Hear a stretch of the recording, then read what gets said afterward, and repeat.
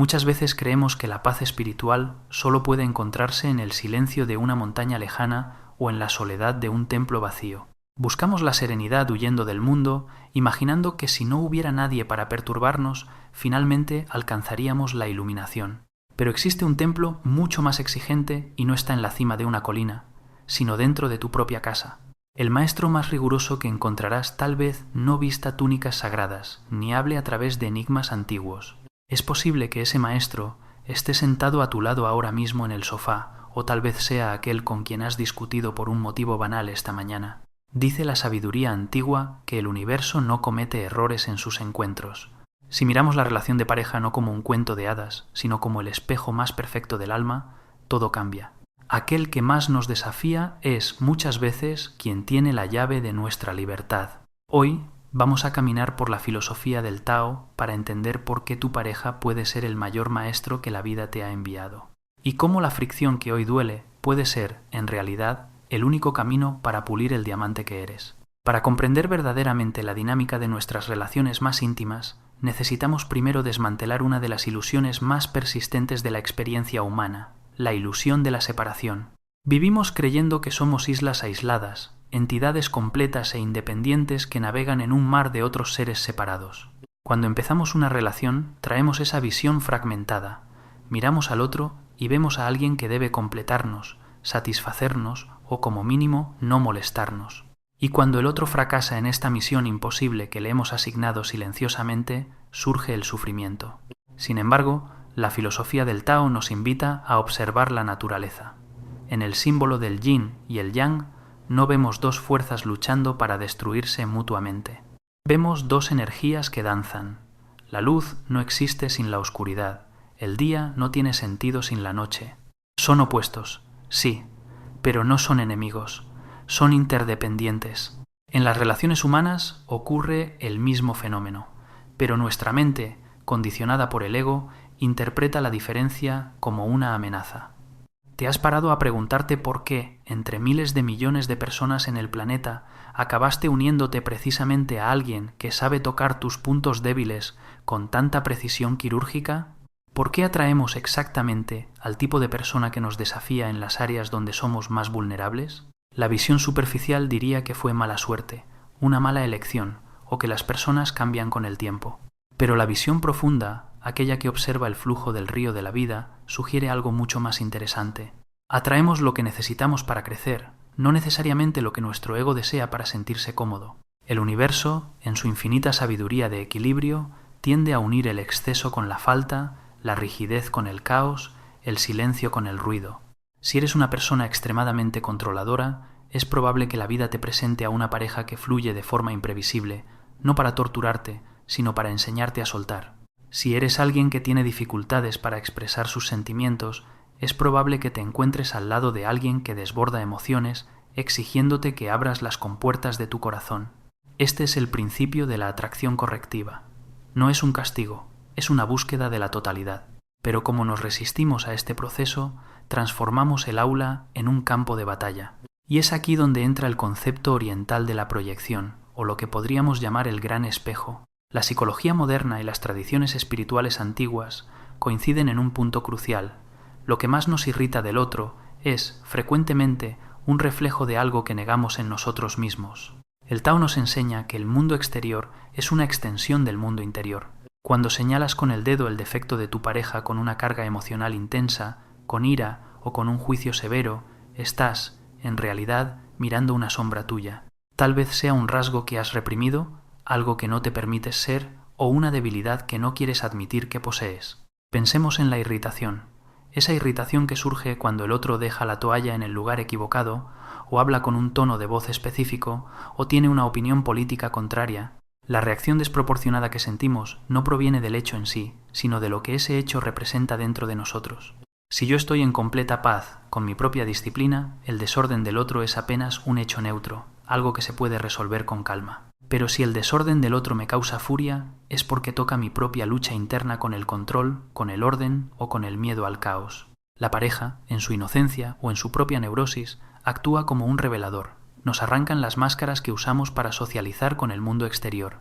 En el trabajo, con los amigos, podemos mantener una imagen pulida, pero en casa, en la intimidad del día a día, no hay dónde esconderse. El otro lo ve todo, y, lo que es peor, el otro lo refleja todo. Esta visión cambia el juego por completo. Dejamos de ser víctimas del comportamiento ajeno para convertirnos en estudiantes de nuestras propias reacciones. Cuando entendemos que la separación es una ilusión, nos damos cuenta de que pelear con la pareja es, en última instancia, pelear con uno mismo. Es una guerra civil interna proyectada en una pantalla externa. El Tao nos pide que recojamos esas proyecciones. Esto exige una valentía inmensa. Es mucho más fácil decir, tú eres el problema, que preguntarse, ¿qué dice este enfado sobre mí? El camino de la sabiduría comienza cuando dejamos de intentar limpiar el espejo, esperando que la imagen cambie, y empezamos a limpiarnos nuestro propio rostro. La dinámica del yin y el yang nos recuerda que todo está en movimiento. Lo que hoy es conflicto, mañana puede ser comprensión si no bloqueamos el flujo con nuestra rígida resistencia. La rigidez es la característica de la muerte. La flexibilidad es la característica de la vida. En una relación, la rigidez se manifiesta como el deseo de tener la razón. Al ego le encanta tener la razón. Se alimenta de la validación de que el otro está equivocado. Yo dije que esto pasaría. Yo lo hago todo bien y tú no. Estas frases son los ladrillos que construyen la muralla de la separación. Pero la sabiduría pregunta, ¿prefieres tener la razón o ser libre? ¿Prefieres ganar la discusión o vivir en armonía? El maestro taoísta no busca vencer al otro, pues entiende que vencer a la pareja es derrotar la propia relación, lo que al final es una derrota personal. Por lo tanto, el primer paso en este viaje para transformar el plomo del conflicto en el oro de la consciencia es la aceptación radical del momento presente y de la persona que tenemos delante.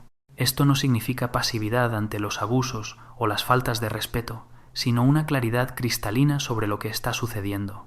Significa mirar a la pareja no como un obstáculo para tu felicidad, sino como el escenario perfecto diseñado por la naturaleza para que puedas practicar la virtud.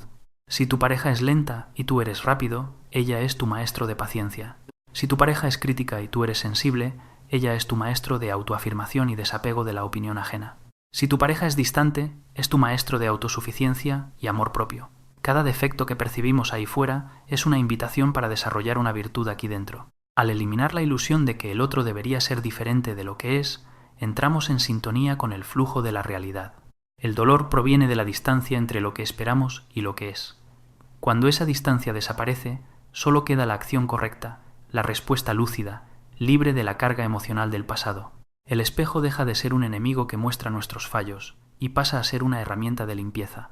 Y es fascinante notar que, históricamente, los grandes sabios no huían de estas provocaciones. Por el contrario, algunos incluso las agradecían, pues sabían que la verdadera prueba de su evolución no estaba en meditar en una cueva silenciosa, sino en mantener su centro de paz mientras el caos se desataba en la cocina de casa. Es sobre esta sabiduría práctica, probada en el fuego de lo cotidiano, que vamos a profundizar ahora observando a uno de los mayores filósofos de la historia y a su legendaria maestra doméstica. Para ilustrar cómo este principio funciona en la práctica, no necesitamos quedarnos solo en la teoría abstracta. La historia nos ofrece ejemplos vivos, y tal vez ninguno sea tan potente e irónicamente instructivo como la vida doméstica de Sócrates, considerado por muchos el padre de la filosofía occidental. Sócrates era conocido por su sabiduría inigualable, su capacidad para cuestionarlo todo y su serenidad inquebrantable. Pasaba los días en el ágora, el mercado público de Atenas, debatiendo sobre la virtud, la justicia y la verdad. Pero al final del día, el gran filósofo volvía a casa, y allí le aguardaba su prueba más difícil, su esposa Jantipa. Jantipa pasó a la historia no por sus escritos, sino por su legendario temperamento. Decían las malas lenguas de Atenas que era la mujer con la que resultaba más difícil convivir en toda Grecia. Era conocida por su mal humor constante, sus críticas afiladas y su voz, que podía escucharse desde la calle, reprendiendo a su marido por su falta de interés en ganar dinero, por su excesiva dedicación a las conversaciones gratuitas y por su negligencia con las tareas domésticas. Para un hombre común, Jantipa sería una pesadilla, un motivo de divorcio o de amargura eterna. Pero Sócrates no era un hombre común, y la forma en que él lidiaba con ella es una lección magistral de alquimia espiritual. Se cuenta que cierta tarde Sócrates llegó a casa acompañado de algunos discípulos. Mantenía su postura tranquila, debatiendo suavemente un punto sobre la ética. Jantipa, al verlo, estalló en uno de sus ataques de furia. Empezó a gritar, insultándolo delante de sus amigos, quejándose de que él se pasaba el día ocioso mientras ella cuidaba de la casa.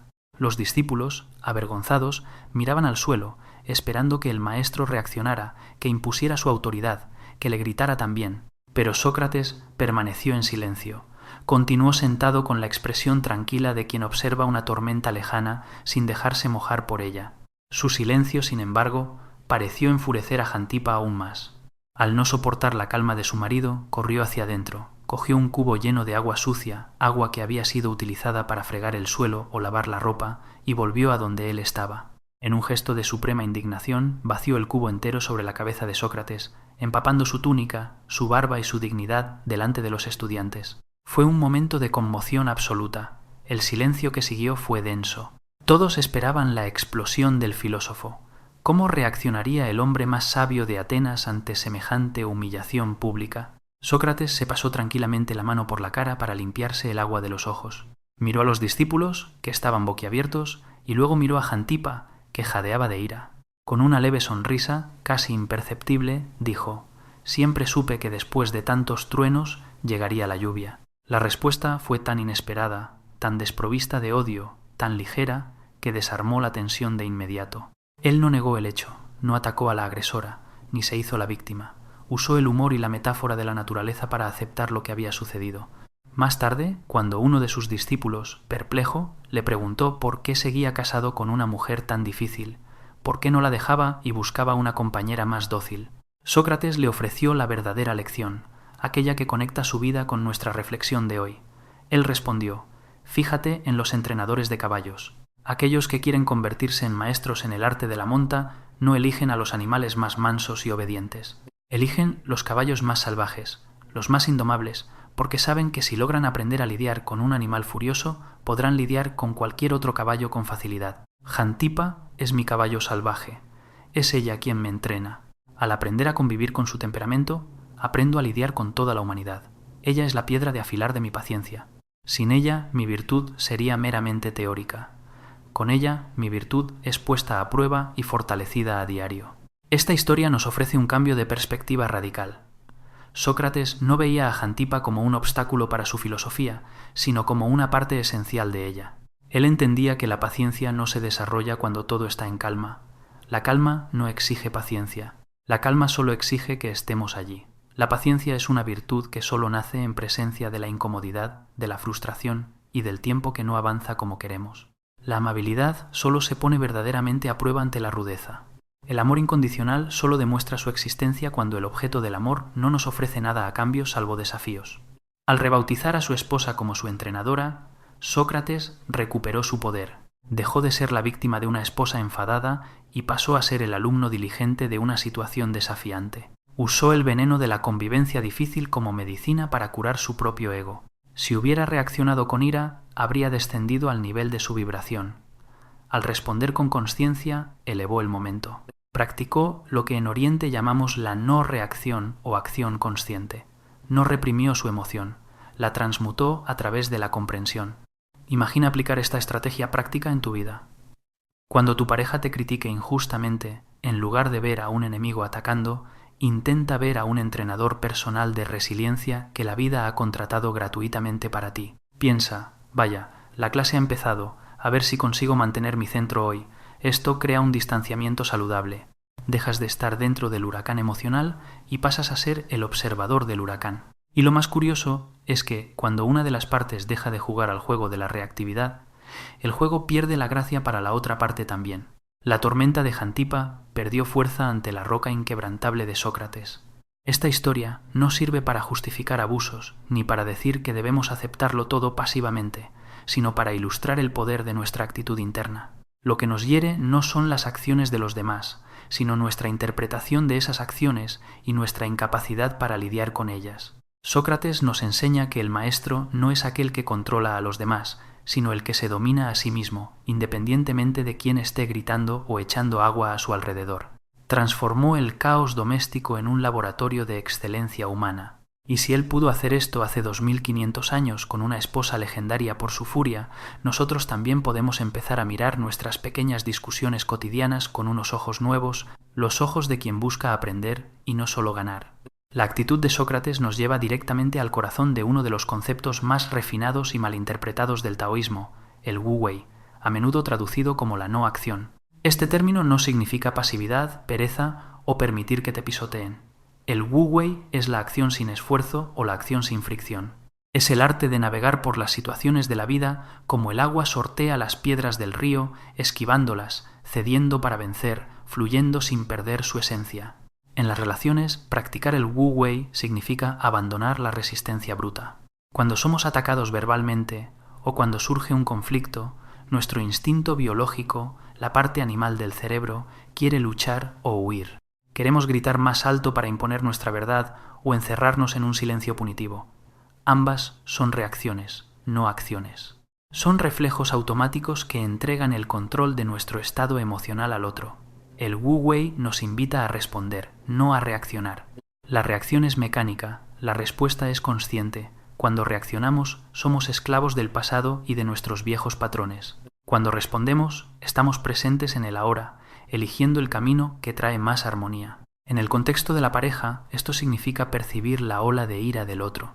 Y en lugar de levantar un muro rígido contra el cual la ola chocará y se romperá, causando más ruido y destrucción, hay que convertirse en el valle, en el espacio vacío, donde la ola pierde su fuerza.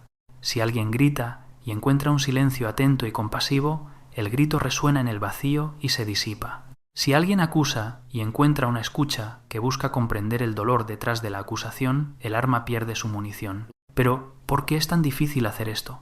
Porque es casi irresistible entrar en la pelea. Porque, como hemos visto, el otro funciona como un espejo. Y si lo que vemos en el espejo nos desagrada, nuestra tendencia primitiva es intentar romper el espejo.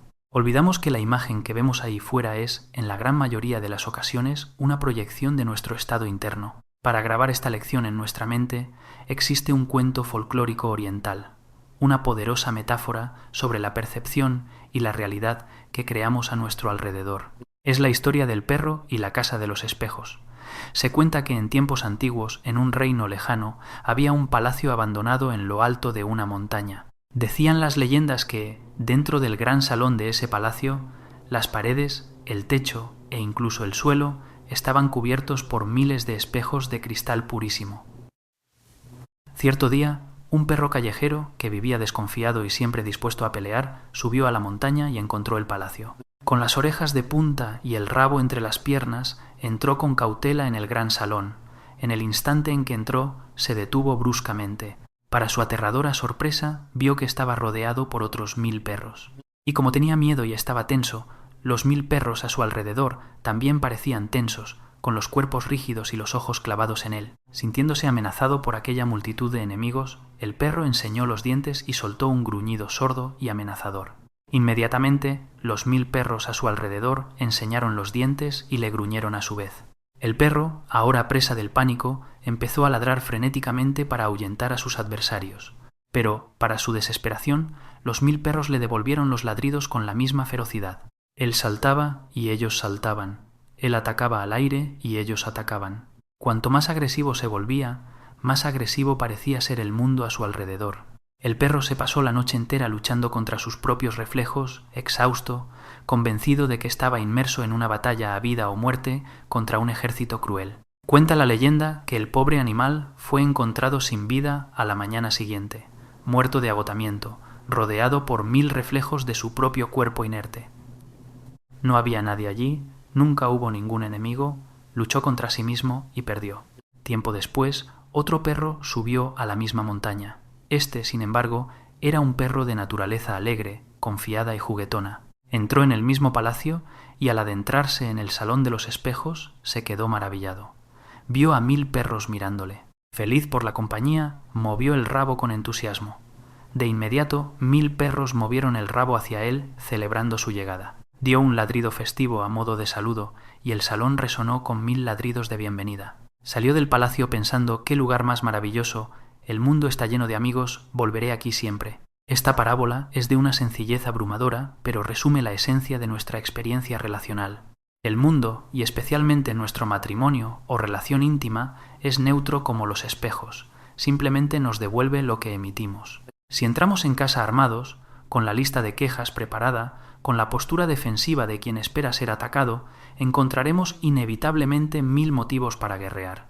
Veremos agresividad donde tal vez solo había cansancio. Veremos falta de amor donde tal vez solo había distracción. Nuestra propia hostilidad distorsiona la realidad y convoca la hostilidad del otro.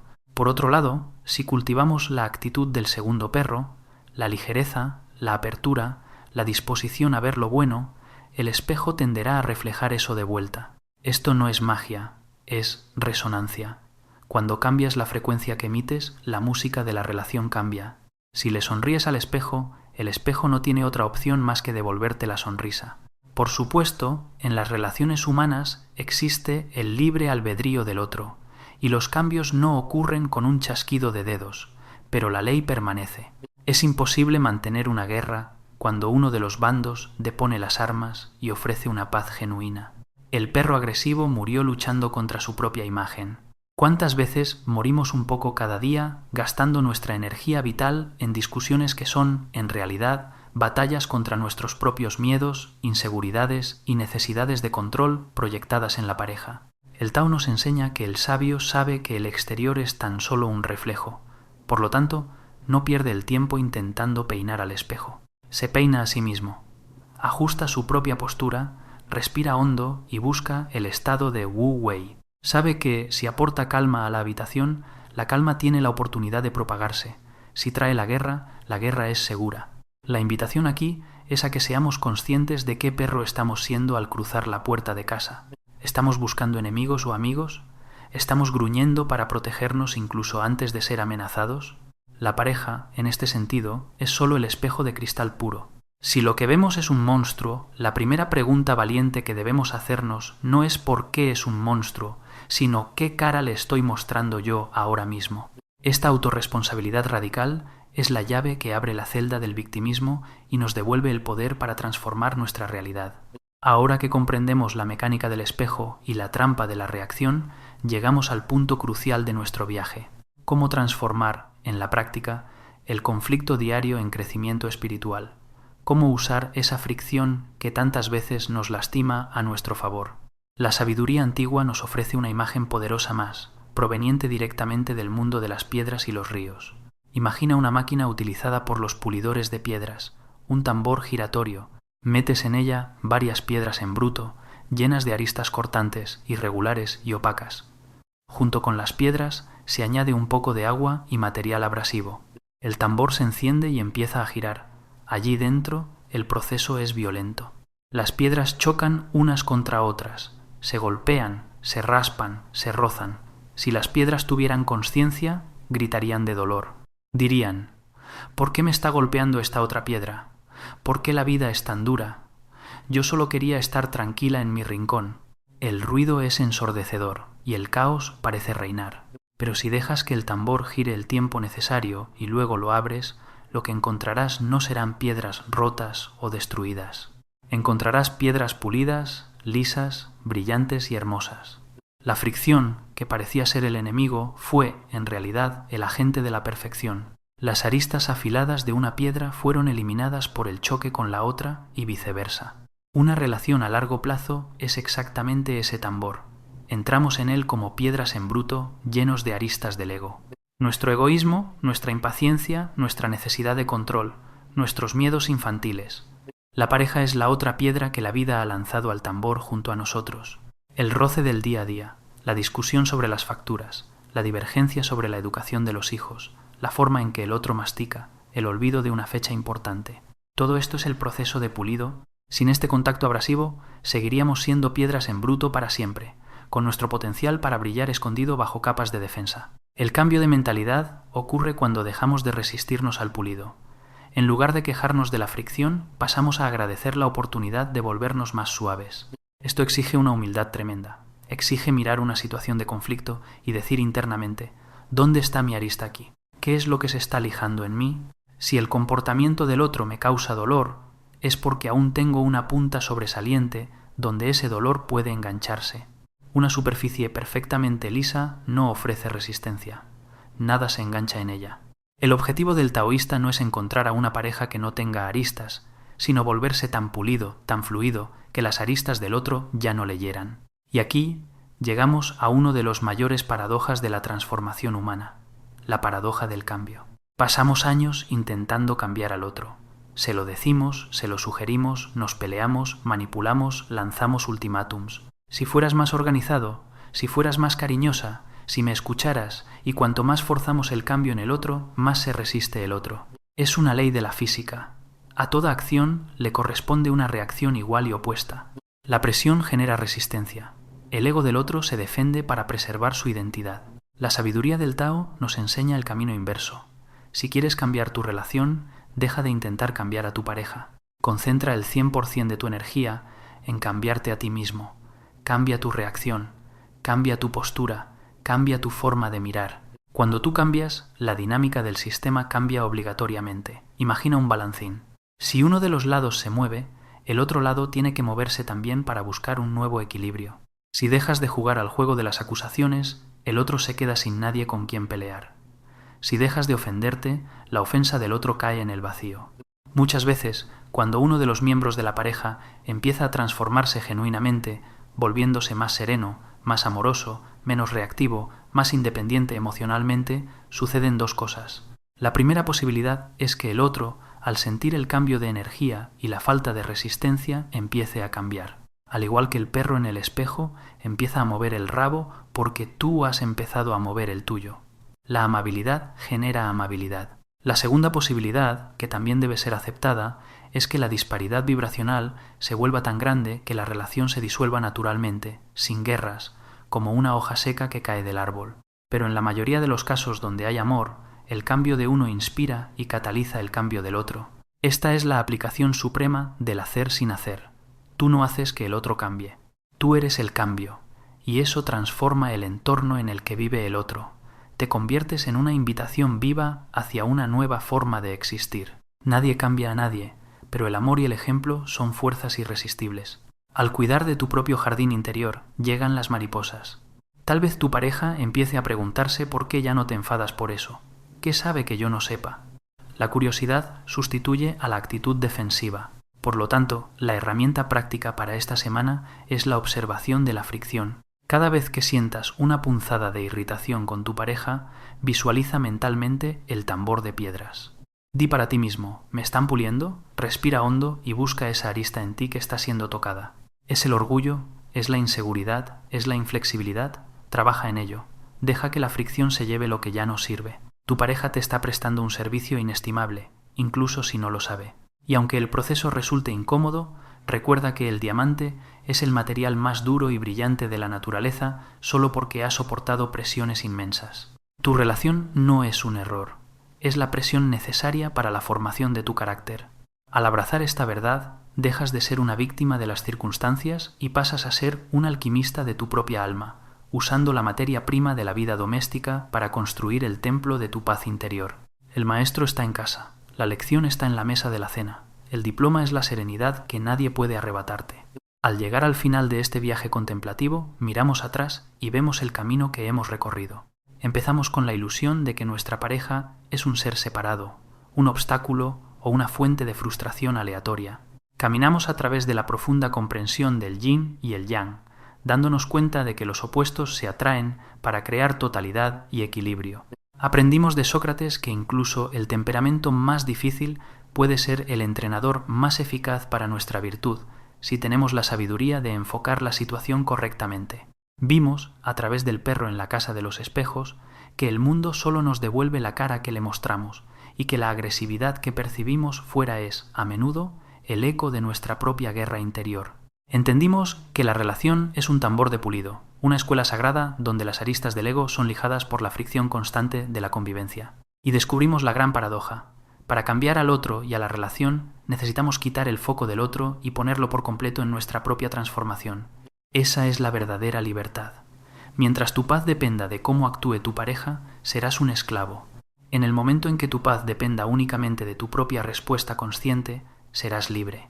El maestro disfrazado, aquel que duerme a tu lado, ha cumplido su papel. Te ha mostrado dónde aún no eras libre. Esta visión no es romántica en el sentido tradicional. No promete que todo será un camino de rosas y que nunca más habrá discusiones. El Tao es realista. sabe que el flujo de la vida tiene rápidos y aguas tranquilas, pero esta visión es profundamente liberadora porque nos devuelve la responsabilidad. Transforma la queja en gratitud. En lugar de despertarte pensando, ya viene otra vez con sus manías, puedes despertarte pensando, ¿qué lección tendré hoy? Esto elimina el peso del drama y aporta la ligereza del aprendizaje. Tal vez el propósito de una relación no sea solo hacernos felices todo el tiempo, sino hacernos conscientes. La felicidad es una consecuencia de la consciencia, no al revés. Cuando buscamos la felicidad a través del placer y la satisfacción del ego, encontramos frustración. Cuando buscamos la consciencia y el crecimiento, encontramos una felicidad profunda y resiliente que sobrevive incluso a los días difíciles. Tu hogar es tu monasterio, tu matrimonio es tu práctica espiritual.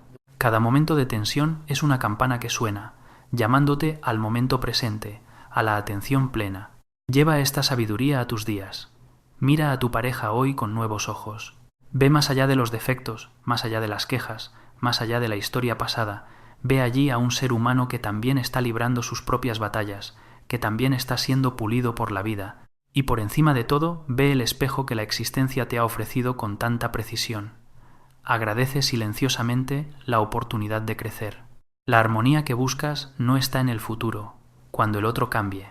Está disponible ahora mismo, en tu decisión de no reaccionar, de comprender, de fluir como el agua y de ser firme como la montaña.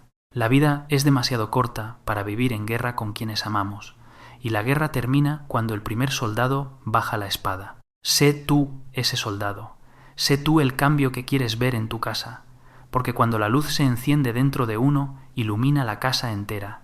El camino del Tao es el camino del regreso a la simplicidad, donde el amor no es una exigencia, sino un estado natural del ser. Y tal vez, solo tal vez, al limpiar tu propio corazón, descubras que el espejo siempre ha reflejado la belleza que estaba esperando a ser vista, y que el maestro severo era, en realidad, tu mayor compañero de viaje hacia tu propia alma. Si esta reflexión ha resonado contigo, sigue el camino del diario taoísta para más viajes. La sabiduría está en el caminar.